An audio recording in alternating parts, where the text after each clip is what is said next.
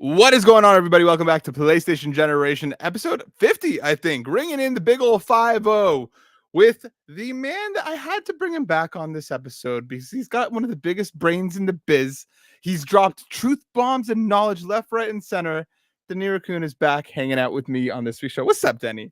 What's going on? How are you, man? It's been too long. It has been way too long, my dude. It is nice to see that lovely face of yours, the hair looking fresh. You're looking But I fresh. can. It's just But I on can. point today, my dude. On point. Let me tell you. Court is out doing family stuff. Rice is out doing family stuff. So we said, you know what? It's time for me and Denny to hang out, to talk a whole bunch of stuff. We're going to talk Monster Hunter. We're going to talk Last of Us Part 2. And would you believe it or not, we're also going to talk some tariffs of Nintendo Switch 2. So prepare thyselves and get yourselves ready for the show of a lifetime. But before we do all of that, Denny, my dude, it's been a minute. I got to hear what you've been playing, what you've been up to. Hit me with those Denny notes. Oh, what have I been playing? That is a great question. I didn't just finish, but March has been a busy month, so I have not touched a single game all month. But I'm happy to announce the last game I finished, keyword finished, was Ninja Gaiden Black 2. Okay. How was that? It was fun. I remember trying to play that back in that day, and those games are hard as hell. Oh, yeah. Did you finish Ghost of Tsushima? No. Did you finish God of War? Yes. Okay. I did finish Ragnarok. Yeah. Okay. We'll take that. We'll take that one as a win. I also finished Assassin's Creed Mirage. That was fun too. Okay. Right. Mirage is pretty good. It's a fun game. I always like the little things that you put up that you're like, this is how long it took me. This is the game. Blah blah blah. It always just like, okay, that's good to know. It's good for my frame of reference. It helps me keep track on what you've been playing and stuff. So it's nice to hear. What did you think of Mirage? A bit more of a divisive game in the series. I liked it. I felt like it harkened back to the Assassin's Creed of yesteryear, The earlier Assassin's Creeds, because I haven't played an Assassin's Creed game in its entirety since Black Flag, so I've kind of missed the whole jumping with the more modern RPG era style. Exactly. Yeah. Now I'm excited to get into Shadows because I haven't started that yet, and I've heard that kind of goes back to the more modern era of Assassin's Creed. Yeah, I've been playing a little bit of it. I've been hopping kind of in and out. It is very much like the newer era of stuff. I like Mirage for the same reasons that I liked the kind of throwback. I was heavily invested in the series all the way up through until 3. And then 3, I remember there being this one escort mission through like a forest that I quite literally rage quit the game and never touched it again. And I was like, those escort missions the worst. Bro, they're awful. And then like I never played Black Flag. I'm not big on ship combat unless it's like Pirate Yakuza, because then they have thrusters and laser beams on their pirate ships. Tried to get into, never played Origins. Played some of Odyssey, played a bunch of Valhalla. And the Shadows, it's more Assassin's Creed. For better or for worse. If you like the modern stuff, you're gonna like this. If you don't, I don't really think it's doing anything that's really gonna blow you away. But I mean, if you've avoided the modern era, maybe this is a good time for you to see if you like it. I think that's it. That's the way I looked at it. I'm saying I haven't played those, so I'm kind of going in very unbiased almost, and I know it's not going to be the same as Mirage and all the previous ones. So yeah, I can't wait. I'm excited to sit down and spend some quality time with that game. Hell yeah, my dude. I'm looking forward to your thoughts on it when you finish it in 2029. I'm getting better, man. Seriously, I'm getting better. Sure. We can say that. As for myself, shout out to PlayStation Canada for sending over The Last of Us Part 2 on PC. I've been playing it on the Steam Deck. How was that? It's great, dude. Like I have not had any significant technical issues whatsoever. It's running at a relative, at least for me, and like I've seen people have like varying opinions on this. In the like 10 to 12 hours that I spent with the game, I have not had a single drop under 30 frames per second. It usually sits comfortably between 35 to 40. There's a Steam Deck preset that it comes with, and I even still went in and dumbed down a couple of the features just a little bit more. When I took screenshots and looked at them after, they didn't look great, but in motion on the Steam Deck, I think it looks pretty beautiful. And again, it's The Last of Us Part 2 on the go. Like I've been hopping into No Return. I literally, like the first round that I started up with Ellie, got all the way through the end and finished it. I was like, that's great. I've still got this, because I played a ton of No Return when the update came through. It's great. Like if you are itching for a playthrough and you want it on the go, like The Last of Us Part 1 was a goddamn mess across PC and Steam Deck when it initially came out. It is now in a much more playable and a much more acceptable state. The Last of Us Part 2 out the gate, great. Like I really have nothing bad to say. If you haven't played it, it's an easy way to hop in. If you have played it and you're looking for a double dip, why not? You know, if you got the cash and you got nothing else on the radar, hop in and check it out. And I've been playing another game. I'm going to have a review up on But Why Though in the next couple days, so go check that out there. But I'm playing a game called Haste Broken Worlds. Denny, this is a Denny ass game. This is what Sonic should be in the year of the Lord 2025. Okay. It is a roguelike where you're like ripping through, like running through levels and just like crushing it. Like your momentum matters. Like when you're up in the air and you have to you can't jump in the game. All you can do is bring yourself down. So you'll like launch off of stuff and you're basically controlling your trajectory of falling. So it's not about how you jump, it's about how you fall. And like I've been talking to Dave, who's reviewing it over for Console Creatures. And the game's fantastic. It's such a blast. I'm hoping it comes to PlayStation in the future because it's just like one of those like flow state games where you just turn your brain off and all that matters is you running through these levels as you're trying to rip through them. The boss design, bro, I wish Sonic took a page out of this because like I flash back to those Sonic X Shadow generations, like the Shadow boss design and how god awful most of them were. While like Haste, it perfects speed, the feeling of momentum, and the boss designs are like bigger, except for one that drives me up the fucking wall. But like it's a lot of fun. I'm hoping it hits PlayStation in the future. Anybody who's curious, it's on PC, and again, flawless 60 frames per second on Steam Deck. Real good. It's a lot of fun. It's a Denny ass game. Let me tell you. You've already convinced me, and I'm literally adding it to cart as we speak. Yeah. It's a Denny ass game. It's happening. It's bright. It's colorful. It does like all these like weird things where like sometimes you'll load into a level. Like let's say like you're in like a forest level, for example, right? Like you're in the forest biome. You're kind of ripping through there. Dave had a situation where his went just like full like pixel art almost for like a level. Yeah. I had a situation where it went like entirely grayscale, and then it looked like, and then there was another level that popped up that like it went like entirely like almost like it looked like a CRT TV and like this like greenish neon kind of things. It just like randomly messes with its own art style, like on purpose. It's really cool. It's a blast of a game. It's a lot of fun. Yeah, I'm checking out the trailer right now as you speak, and yeah, I'm totally interested. And this might just jump right to the top of my backlog. And it's one of those things that's like you just hop in, you rip through a couple levels, and you know it's not something that you're gonna have to like it's gonna demand your time. You'll get hooked on it. Let me tell you that much. But like, I'm gonna pull up the trailer too, actually, just to show the folks at home, for anybody who's watching along with us right now. Because it's really unique. Interestingly enough, I kept seeing it on TikTok of all places. That's where I kind of initially came across it. Yeah, I kept like the developers were very active on TikTok, posting like a ton of gameplay clips and stuff.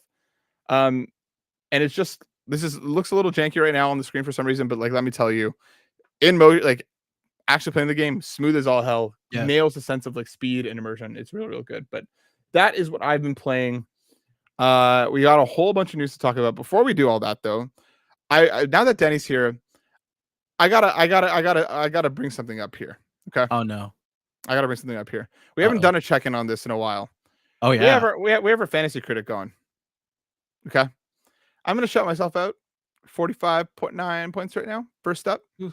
Quartz in second with 26.3. Rice with 8.95. Rice, sorry, Denny, not on the board yet. Nope, not yet. Not yet. You'll get there. You got a lot of stuff coming through in the kind of back half of the year.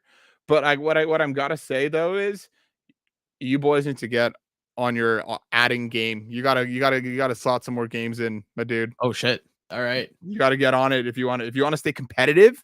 Because you got some good games here, man. You have Assault Night Rain is coming up, Yote's coming up, Metal Gear Solid. You got some good stuff here, but we got to get this competition going. Because I've been adding, and to my surprise, Court's been adding, which makes me surprised and happy. Court's taking this seriously for once. So I had to shut that out. But let's kind of mull over some news before we get to the big important stuff. Let's hit some smaller stuff along the way. Coming from us over here at Console Creatures, Monster Hunter Wild sells over 10 million copies. This is written by the Don himself, Bobby.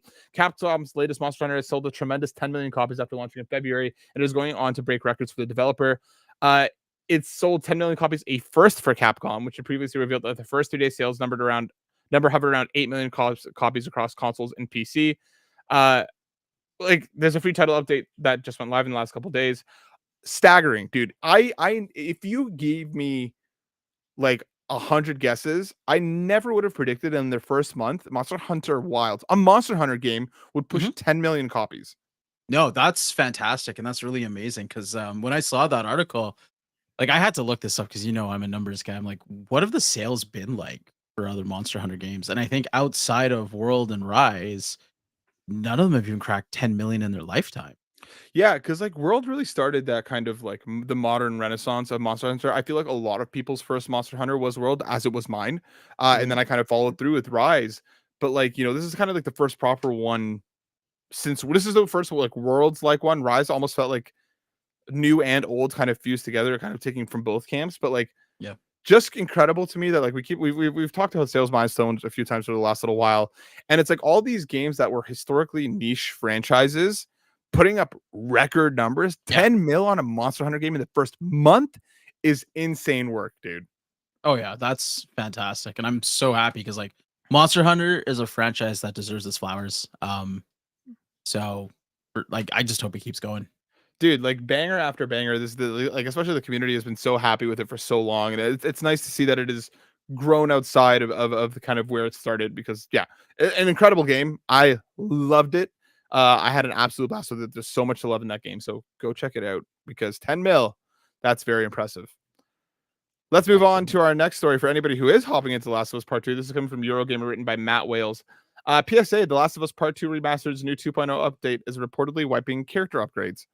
It's a big day for The Last of Us. Not only does Part 2 Remastered make its debut on PC, all platforms receiving a sizable 2.0 update, adding new no return maps and more.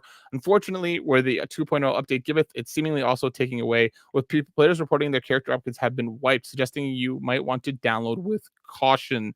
I'm sure Naughty Dog is aware and is working on it, but if you haven't yet and you were planning to hop back in to check out the new stuff, especially on PS5, if you had already played this, maybe wait, because it seems like there's a pretty serious save state bug that wrecks stuff. Not great. No. And it's like, it's interesting that it affects like, the PS5 version, because obviously, like, I mean, where else would you have been playing this if you hadn't picked it up on PC? If you're starting on PC, it's not an issue. I was kind of ready to like hop back into No Return specifically on my PS5. I'm not going to touch it for a little while now. Don't do that. No, I don't want to do that. So this is more of just like a shout out to anybody that might be interested and was looking forward to play the new stuff in No Return, which is like 2 new characters and 4 new maps. Maybe hold off until Naughty Dog kind of gives you the all clear, because that sucks, dude. I don't know what it is with Naughty Dog. It usually has a pretty sterling reputation, especially when it comes to technical stuff. Oh yeah, kind of shocking that this is a thing, but to each their own. You haven't played Last of Us Part 2, have you, Denny? No, I barely got through Last of Us Part 1. I know. It's on the list. It'll be done before this year, I promise. Maybe. Both of them will be done in this year? Maybe. We've got time. Listen. Like, I'm actually very surprised at the amount of games I've actually finished so far this year. How many?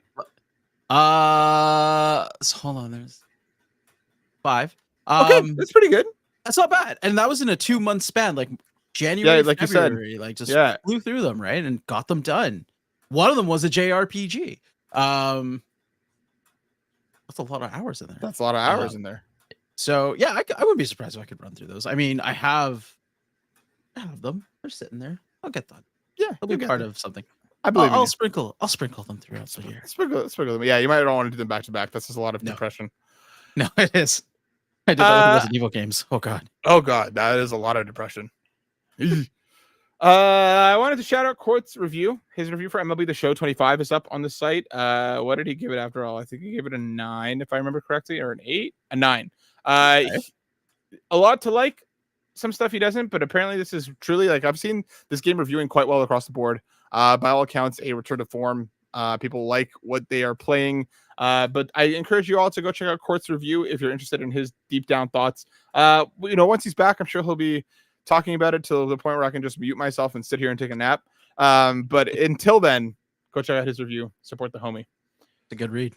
It's a good read. Denny. Yes. We got some breaking news right before the show started. Hit me. There was an ARG going on. There's been whisperings and smatterings of something marathon happening. Mm-hmm. And literally like 20 minutes before the show went live, we got a marathon save the date trailer. No. So this doesn't really show anything off too much. It's very much like here are some graphics, here are some art style, here's some stuff. And I think he goes on to say that like April, I think it's like 1 p.m. Eastern time, April 12th. So up next Saturday, this upcoming Saturday, they're doing like a full gameplay reveal. Obviously, Bungie's next title, one that has been much anticipated. The community at large, from the reactions I'm seeing online, people are like, okay, Bungie makes good shooters. They make good feeling shooters. The way that their games, the mechanics of actually playing their games is solid. People aren't sold on extraction shooters as a concept, largely speaking. I'm also in that camp. But I'm willing to give Bungie the benefit of the doubt until proven otherwise. This is not an exclusive launch. It will launch across PS5, Xbox, and PC when it does hit.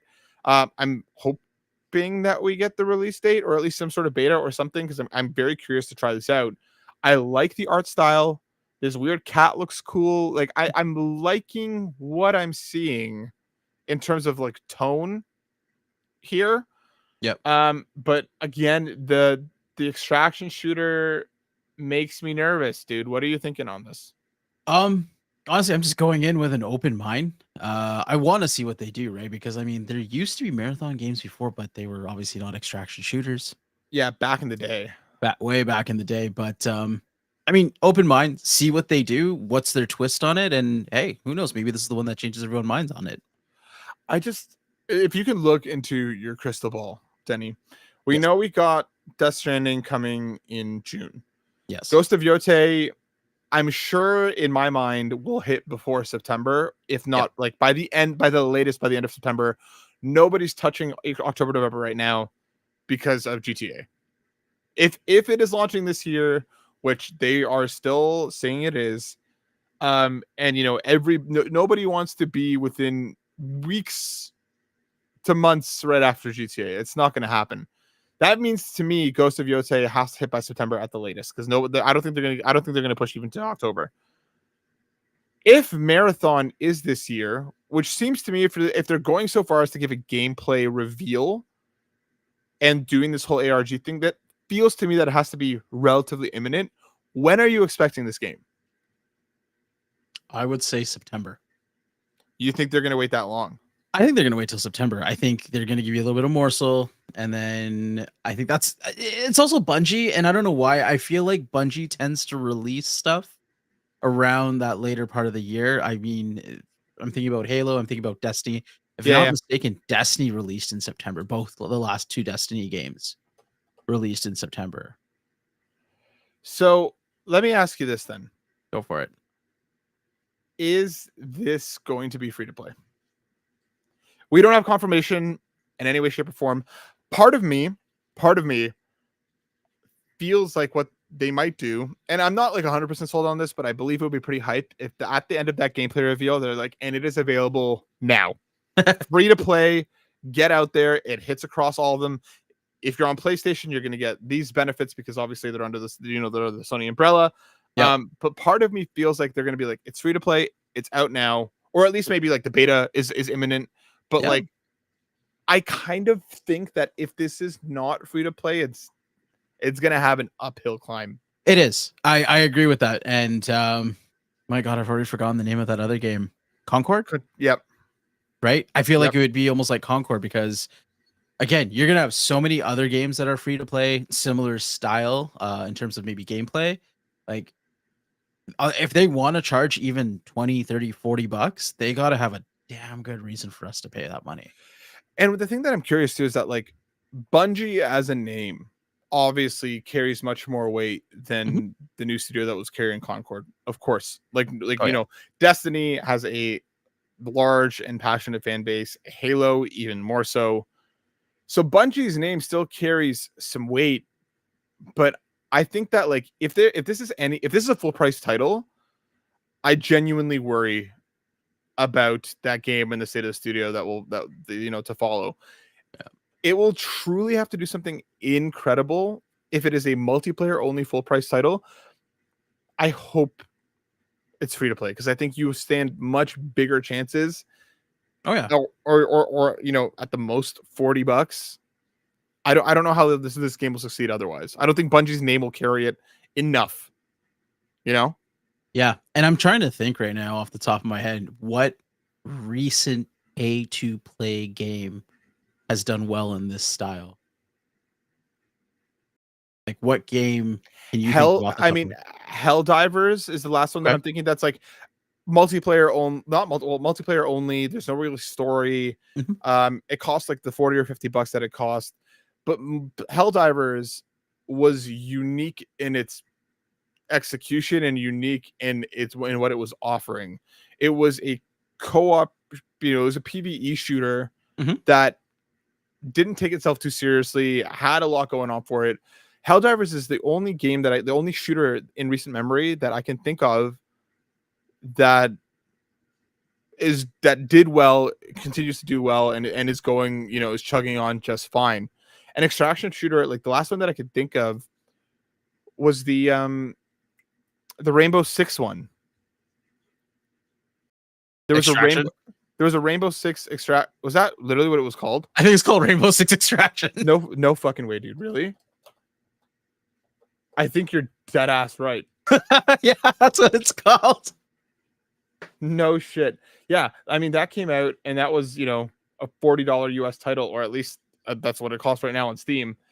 And I mean, like, I don't know a single person that played that game, bro. Me either. So I don't know, like Marvel Rivals, like every example that I can think of in recent memory of a shooter taking off and doing well was one that was free to play. Yep. No, I agree 100%. And that's what I'm trying to think here. Like, and I'm even going really, really far back. Like, do you remember Mag? I remember Mag, bro. That did not do well. What was it? Massive Action Game was what it stood for? I think that's what it stood for, yeah. Like I know that's a throwback. I'm taking COD off the table, obviously, because that'll sell regardless. COD could, it comes with a camp. But here's the thing: Warzone is free. Yes. Yep. You pay for the campaign and the multiplayer, like of Black Ops, whatever. But if you just want an online shooter, you get Warzone, and it's free. Great point. Even Activision knows to make it free. I don't know, dude. I hope they nailed this, because again, I don't want Bungie to suffer layoffs or go through any bullshit. Yep. Like, they are an incredibly talented studio. We all know this. Let's see what happens. Okay. I hope for the best for them. Let's hope for the best. Let's get into the meat and potatoes of today's show, because we have stuff to talk about. I'm going to run through a couple stories here, and then we'll kind of have a more comprehensive conversation around a couple points in it. But just to set the table, the Nintendo Switch 2 was unveiled this week. Yes. It is real. It is coming. April 2nd had their over an hour long direct. And obviously this is a PlayStation show, but this is industry news that is going to be important too. And we'll leave it background to PlayStation. There's a whole bunch of stuff coming out June 5th. $629.99 base in Canada, $699.99 if you get the Monster Hunter, Mario Kart World, Monster Hunter World, Mario Kart World bundle is $699.99. There's a whole bunch of stuff. Some of the stuff, I mean, obviously coming to PlayStation. None of this stuff, but there's a whole bunch of third-party stuff that we obviously saw. Elden Ring, Hades will cross when it happens. Split Fiction. There's a whole bunch here. Whatever. Go check it out if you're curious. But what came out in the kind of the fall of all the information to fall, because obviously the direct ended and there was no mention of price, and everybody's like, what do you mean? And it broke shortly after the price hit. And then on the same day, Liberation Day, as some call it, Trump decided to start throwing the tariffs around. They materialized. He came out with a board made by ChatGPT. He has ridiculous numbers all over the place. Man's a moron. The entire crew's a moron. But what is sadly a result of all of this is that Trump's tariffs, and this is coming from Eurogamer, written by Matt Wales, will have a real and detrimental impact on the games industry. The ESA, which represents all major gear companies in the U.S., has responded to U.S. President Donald Trump's sweeping trade tariffs, saying the measures will, quote unquote, have a real and detrimental impact on the games industry. And like again, a lot of these places, China's reached as high as 54, Vietnam 54%, Vietnam's at 46. Japan got hit. A lot of the places that where you expect gaming to come from is getting hit, and Nintendo has already responded, basically saying American pre-orders right now not happening. They're supposed to start on April 9th. No longer. Canada, we're still safe, or at least for now. But they basically said we're not doing this.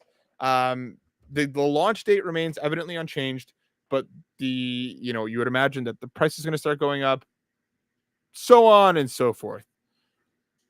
Denny, yes, what does this mean for us here in Canada? Do you think that there's a chance that these things will start to go up? Because again, as the EC mentioned, it is not just the Switch 2 that will be affected by this. The Switch 1 will probably go up in price. The PS5 will probably go up in price. Games may go up in price. All of these things will be impacted. I need to know your thoughts and feelings about all this.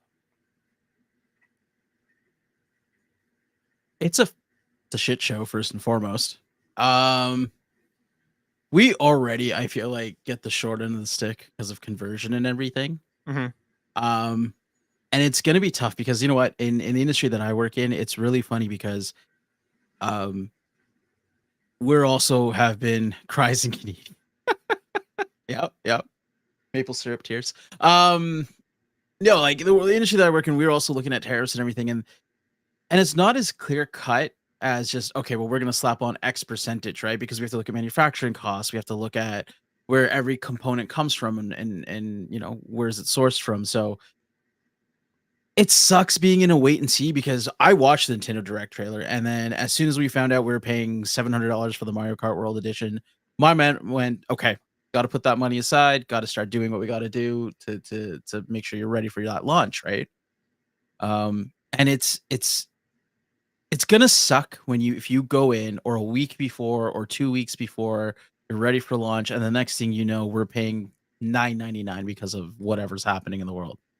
Do you think it could affect us? Because Nintendo, again, seemingly we're not affected at this stage in terms of, as far as we know, pre-orders are still happening here. They'll be going live on the 9th. Yep. And you would assume that like once we have the pre-order, sure, the price can change, so on and so forth, but they must feel strongly enough that about the price that they've announced for Canada to kind of nail us down. They haven't announced some stuff, which we'll get to in the second part of this conversation. But do you think we could see gaming get more expensive here because it will get more expensive there? Yes, of course. You think so? Absolutely. I mean, we've seen it happen already with the cost of manufacturing for certain systems. Like, what was it? The PS4 went up like $50 in the middle of its life cycle in Canadian just because of exchange and component costs, right? Games went up due to development costs. And it all has to do with our currency, and our dollar's not strong right now. Right. I think that all is definitely going to have an impact and is going to, cause things to get more expensive. We've already seen it on other things as well. Right. So I would not be surprised. Obviously I don't think anyone likes it. No. I hope and I pray that, maybe the way that Nintendo has allocated stock or where they're shipping from is, I know a lot of places are now looking at ways to avoid going through the States. Yep. Right. So maybe we will be getting stock directly from Japan or Brazil or wherever they manufacture, and we won't be getting anything from like Nintendo of America. So if we're getting those consoles directly from Nintendo of America, of course they're going to offset the cost to us. So I wouldn't be surprised.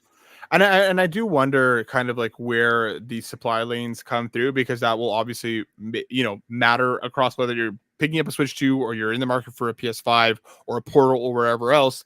It's going to come down to where are these things coming from? Because you're 100% right. If they are going through the States, we are going to see that fallout hit us here as well. That like unavoidable. If they are coming from different places, like you mentioned, directly from Japan, directly from Vietnam, coming from Brazil, wherever else. Maybe we don't get, maybe we avoid it, or at least for now we avoid it, right? Like, the rest of the world is kind of uniting and trying to figure out plan B, and I do wonder how all that's going to play out, and whether it is going to just get more expensive in an already expensive hobby. Leading to part 2 of this conversation, also amongst all of the news to start to fall out after, Nintendo has raised the price of their first party games, not across the board.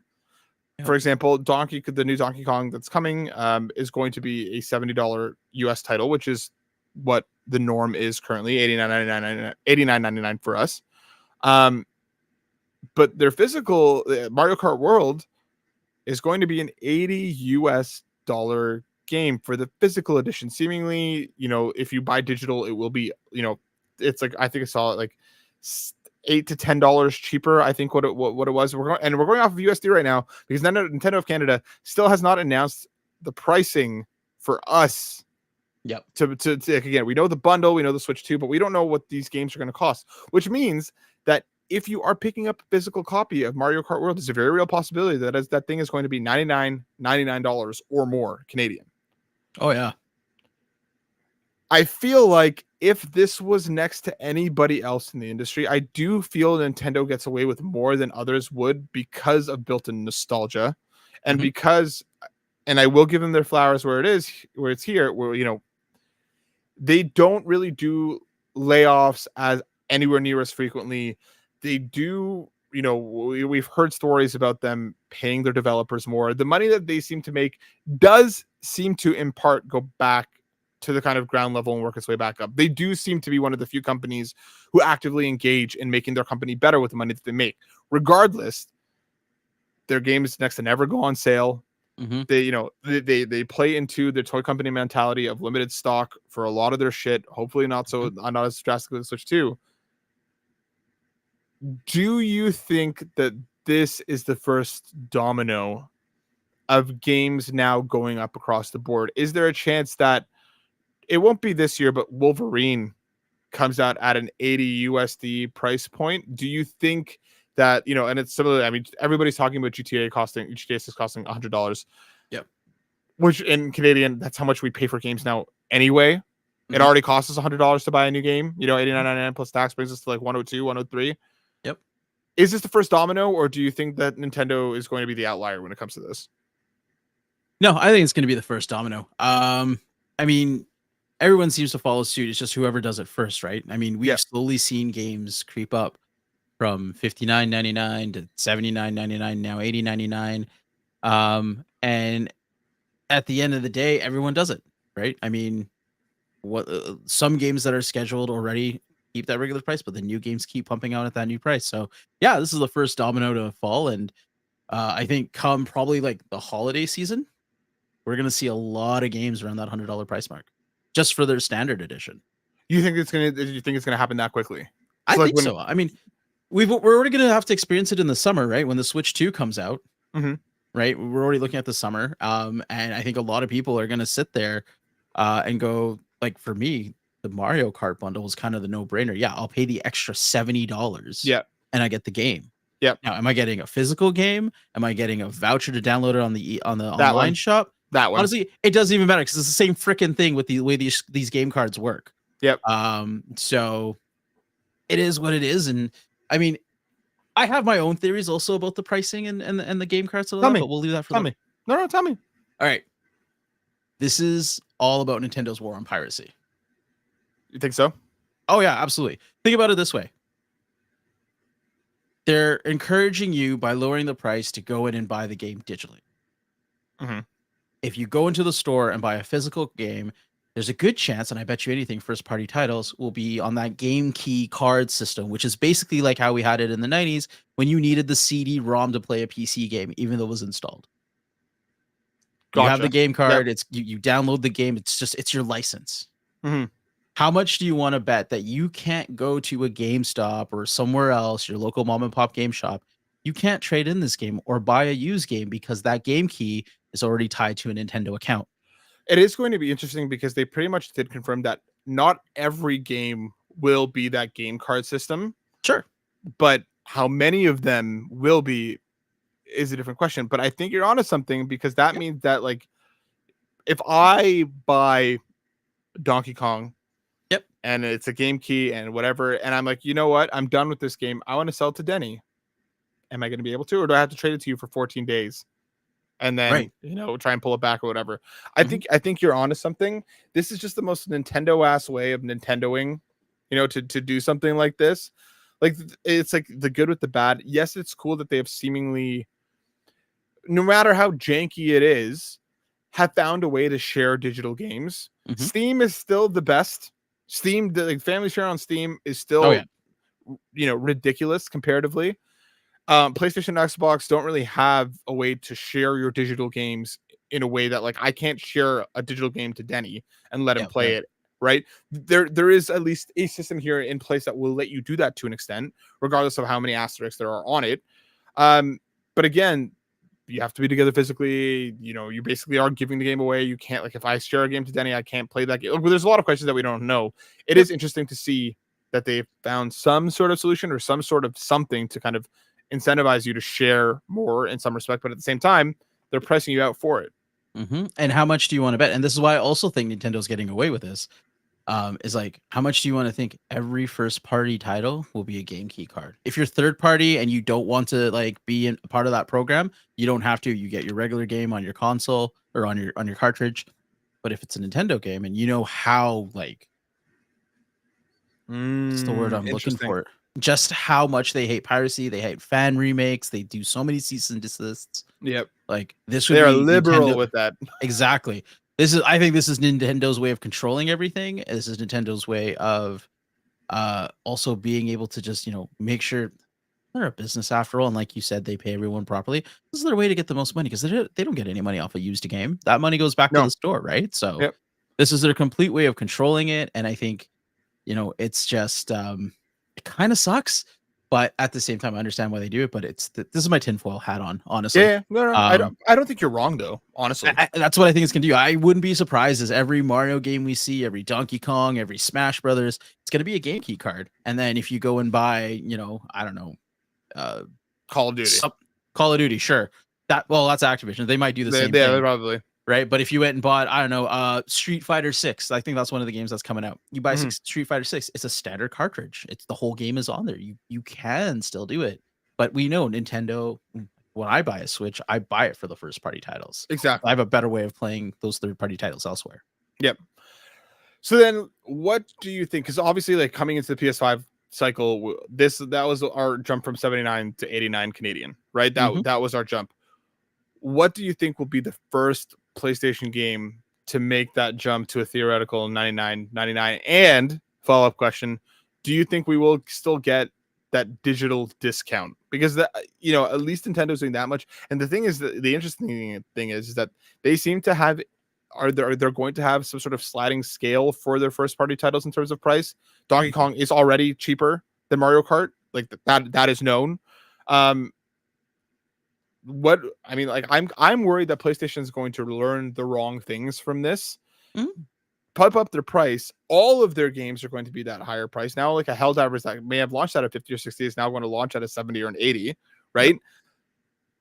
And gaming in a time where enough people are struggling to get gas and groceries, where gaming has been a haven for folks to kind of, get away from the world at large, in a time where things are ridiculously stressed and messy and ridiculous, you're going to price people out of a hobby. Like a game now, like, you or I now who might buy, let's even say 6, 7, 8 games a year, might only be buying 2 or 3 or 4 now.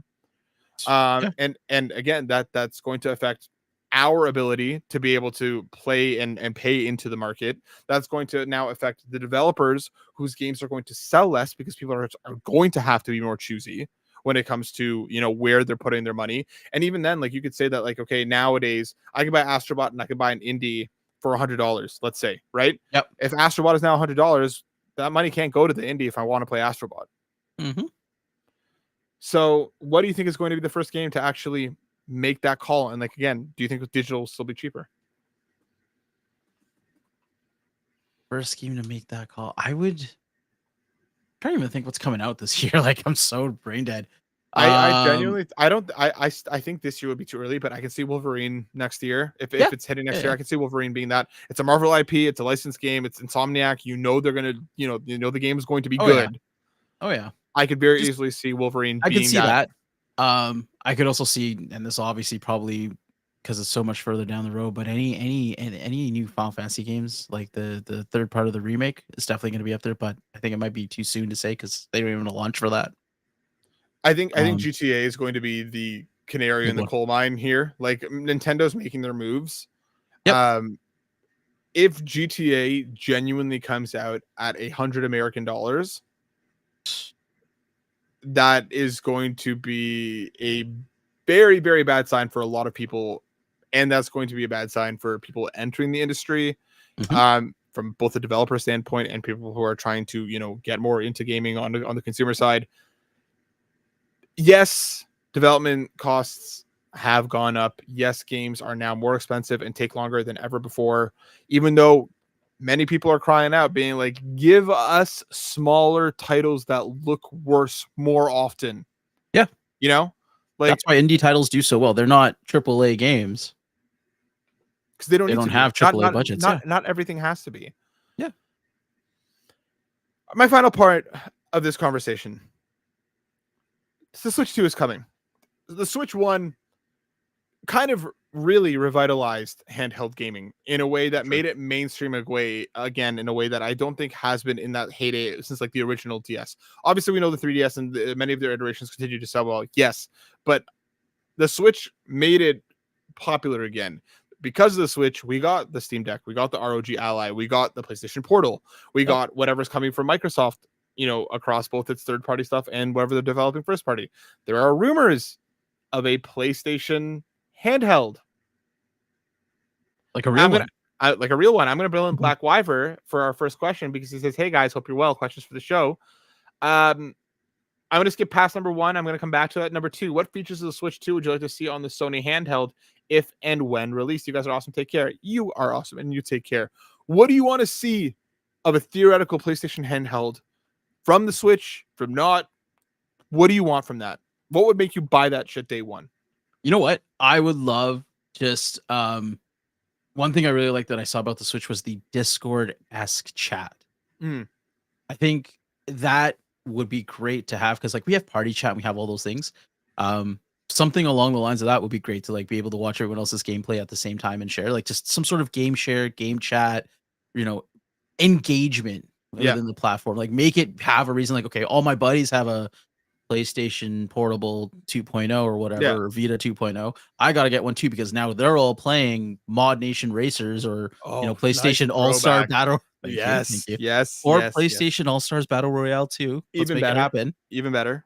Right? If everyone's playing, I want to sit there and watch people get their butt kicked.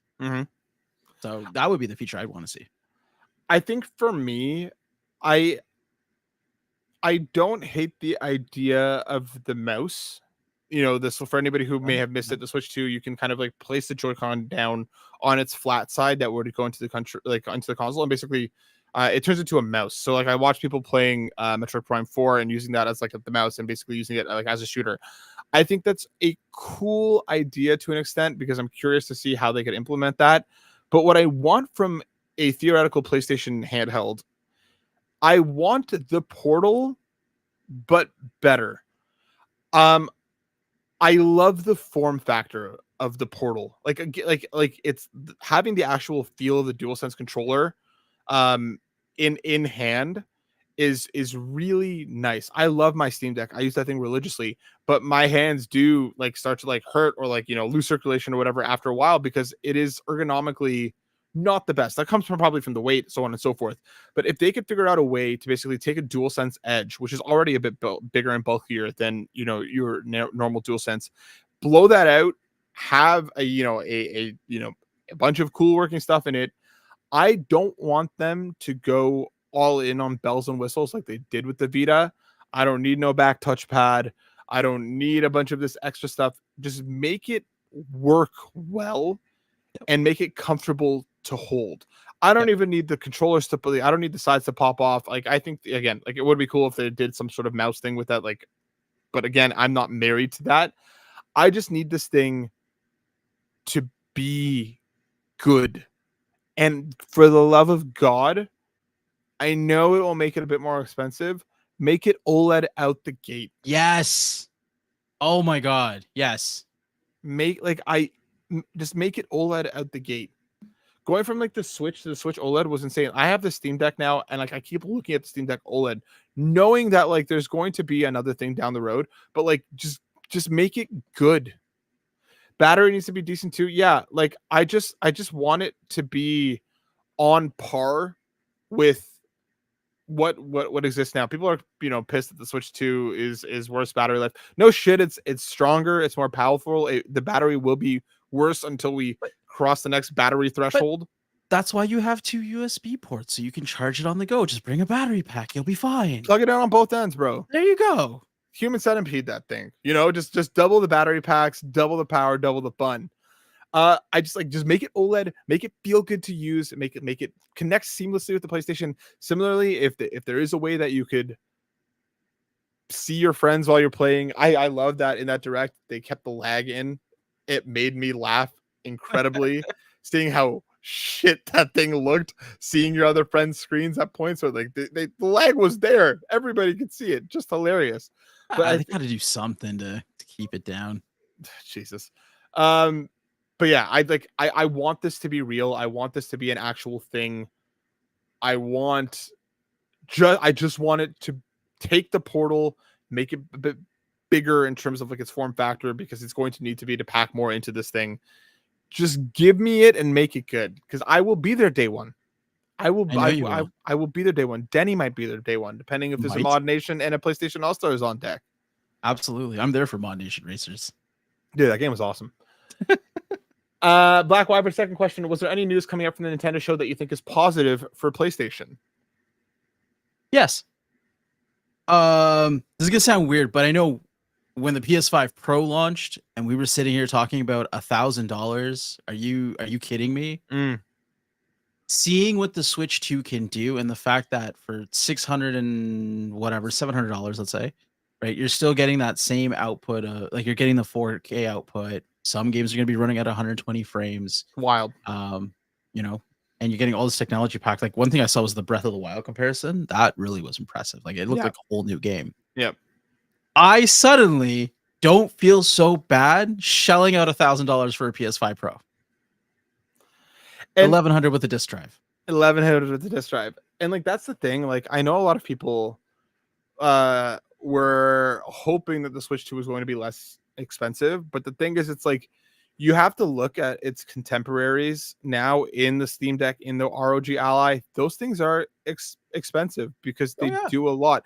So the Nintendo, even for third party, could not come out with a new console that couldn't at least step to what's happening now in some respect, right? Like these games, these third-party games were a lost cause, and I think Switch knew that, and I think a lot of developers almost missed out on the incredible sales that the Switch had, because your game, like the Switch 2, was just too dead and done by the time these games are coming out in the last couple of years. Yep. I do think that you're right that, like, I think the PS6 will end up coming in at that $1,000 price point, just base. I do think Canadian, I do think these things are going to happen. But now even that Nintendo is, following suit and kind of having that slightly higher price point, I think you're right, Denny. I think it's going to make that pill a lot easier to swallow for a lot of people. At the same time, I think a lot of people are going to have a harder time buying these things, especially at launch. Yep. Just because, again, the world's fucked. I've been saying this all day. I'm going to have to start selling feed pics. DM me. I'm literally how getting, much? We'll talk offline. For you, I'll give you the special discount. Yes. I also do think what's positive here is that a lot of the games that we saw, and granted, we didn't see a ton of Nintendo first party. I do hope some of the stuff that we saw, like a Rhythm Heaven, like a Tomodachi Life, smaller games that people popped off for online. I hope PlayStation sees that messaging across even like, Astrobot winning multiple game of the years, a smaller budget, more budget title, smaller team, blah, blah, blah, blah. I hope they see that and recognize that that could kind of happen. And I'm Mhm. going to bring in John Wall from Midlife Side Quest. John, I missed your question last week. My apologies. So I'm going to bring you in now because this is an incredible time to have this conversation anyway. With the recent mistake of going hard on live service games, which do you think would be the most smart move for the Sony first party to make going forward? Go in all in on AAA blockbusters, return to the days of a more balanced catalog with more AA and indie sized games? Yes, they should not go in on AAA blockbusters. You will have your temple titles.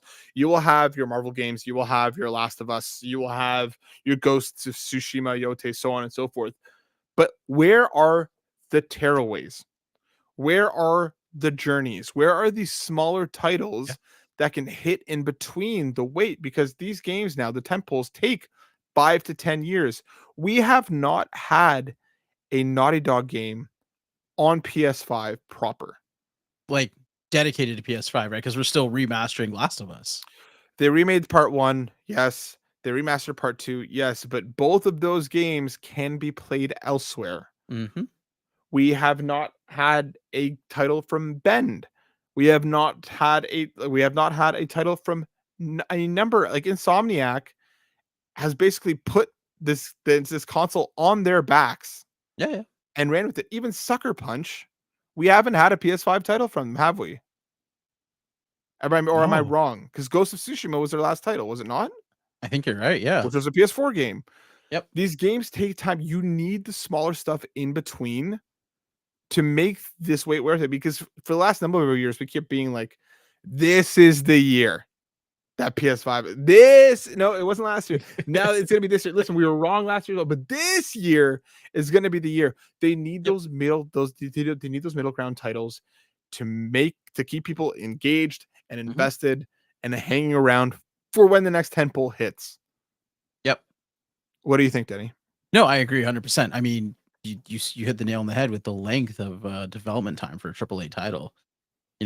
You've got fans who are looking for something in the interim, and if I'm Sony, why would I not want that all in house and have them rely on third party? Third party is great. Don't get me wrong, but even third parties focusing on a lot of AAA titles. You look at Ubisoft, you look at Sega, Square Enix, right? Activision. They all have their big title for the year. But even then, they still do drop a little morsel here or there, right? We get we get Call of Duty, but we get Tony Hawk 3 and 4, right? We get what's it called? We get Assassin's Creed, but we also get Far Cry. We also get we get like we get Split Fiction, bro. Split Fiction, exactly. So we got stuff in between. I need that mix. What I need every video game developer that's in AAA right now, what I need them to do is go hang out at RGG Studios for a week. Okay? They have quite literally put out a game every year. Yep. They are the masters of reusing assets and redeploying parts that they've built. They spent years building. Hawaii has now hit across multiple games. But each time RGG has a way of doing it that it's like a homecoming rather than this again. You can reuse things. You can take parts of the things that you already have, and rather than rebuilding them from the ground up, tweak them and make them new in ways, in ways that you can diversify content within that space. The easiest way is just to build on the lore. Like, it's not hard. And if people enjoyed the first game, who's to stop them from enjoying the second game? If it's more of the same, but you're expanding on the lore, you're building on the story, like that's what franchises do. Like change your content approach rather than the map design. Change change the side quests or the availability of mini games or whatever else. There's so much that you could do that would shorten development time for a lot of these people. But again, everybody just go hang out with RGG for a month. Field trip to Japan. See what 100%. No, Japan. RGG is Japan. Yeah, go learn from them and put out more games, put out weirder games, wackier games. I would have never had a fucking pirate Yakuza on my bingo card. But it came out and it was great. And you're loving it. I loved it. It was awesome. It was a fun time. Is it my game of the year? No. but it's a lot of fun. It's a lot of fun. It was a great time. Dave comes in with our final question, writing in saying, similarly, why doesn't the PS5 also have a mouse controller? I would like this to be rectified. Please, thanks. Please and thanks. Concerned Astro Butt. So I'm going to say this. It doesn't have a mouse controller because it supports Bluetooth mice. Does it really? Yes, your PS5 can actually use mouse and keyboard. I did not know that you could do that on PS5. I knew you could do that on like Xbox. I knew that Xbox was the thing. I did not know that you could use it as a controller input. Oh, I don't know about that part. I just know you can connect it. I'm just saying, we're halfway there. Hold on, can I use mouse and keyboard on PS5? Let's see. You can connect it. Can you play it? That's a good question. You know what? I feel like we did try this. Coming from Reddit, no. Damn it, Sony, get your shit together. I don't know. It seems like you can connect it, but like you have. People say it's because you play on your PC through remote play, and then there's some finicky stuff you could do. But I think that would be cool. I mean, why not?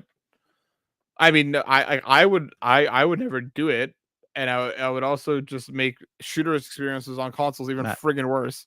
But listen, this is a business idea.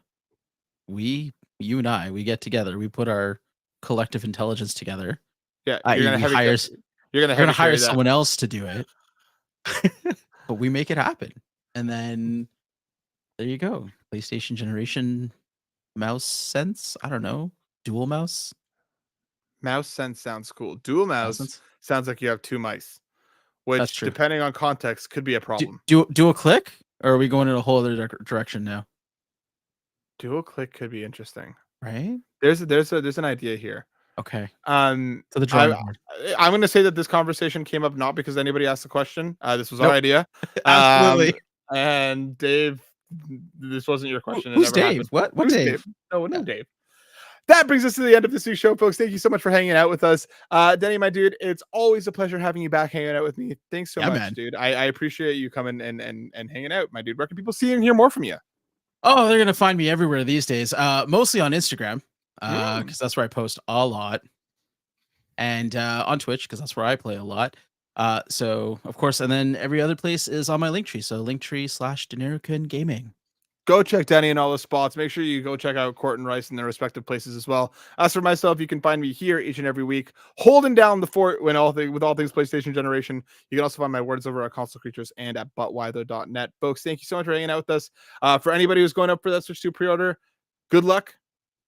For all of those that you can't, come hang out at my place. We can play Switch 2 together, I guess. All Switch of them. Launch party. I like it. Switch 2 launch party. Folks, thank you so much for being here with us. Stay well, stay safe. And just be there for each other. The world's fucked. All we can do is what we can. Peace.